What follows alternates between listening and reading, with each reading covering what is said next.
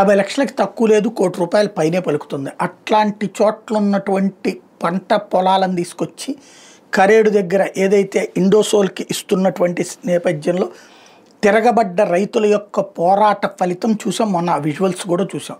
ఆ కరేడు రైతులందరూ ఒప్పేసుకున్నారు. 12.5 లక్షలు ఇస్తామని మొన్నటిదాకా అన్నారు. ఇప్పుడు ₹20 లక్షల పరిహారం ఇస్తామనేటప్పటికి వాళ్ళందరూ బారులు తీరి ఇచ్చేయడానికి సిద్ధపడ్డారు. కలెక్టర్ సమక్షంలో ఈ ఒప్పందం కుదిరిపోయిందంటూ మొన్న ఆంధ్రజ్యోతి ఒక కథనాన్ని ప్రొజెక్ట్ చేసింది. కరేడు రైతులు మొన్న మధ్యన జగన్ దగ్గరకు వచ్చి మేము పొరపాటు కూడా అమ్మడానికి సిద్ధంగా లేవు, మీరు పోరాడాలంటే అందుకు నేను సిద్ధంగా ఉన్నాను అన్నాడు జగన్మోహన్ రెడ్డి. ఆ తర్వాతనే ఇది జరిగింది. మొదటి నుంచి దీని మీద యాజిటేషన్ చేస్తుంది రామచంద్ర యాదవ్తో పాటుగా బీసీవై పార్టీ, ఇటు కాంగ్రెస్ పార్టీకి సంబంధించిన శంకర్ పద్మశ్రీ. ఇప్పుడు రామచంద్ర యాదవ్ మొన్న జగన్ టేకప్ చేశారు కాబట్టి ఇక నేను వెళ్ళను అంటూ మాట్లాడుకొచ్చారు, పట్టించుకున్నాను. మళ్ళీ ఇప్పుడు ఈ ఇండోసోల్ వాళ్ళతో ఒప్పందం కుదిరిపోయింది అన్నాక ఇప్పుడు నేను వెళ్తానన్నా. అయితే ప్రభుత్వం పర్మిషన్ ఇవ్వలేదంటూ హైకోర్టుని అప్రోచ్ అయ్యారు. హైకోర్టు ప్రభుత్వాన్ని వివరణ అడిగింది. ఈయన వెళ్ళిపోతే అక్కడ గొడవలు జరిగిపోతాయంటే ఏముండదు. అసలు ఏంటి నిజంగా కరేడు రైతు భూమి ఇచ్చేయడానికి సిద్ధపడ్డా?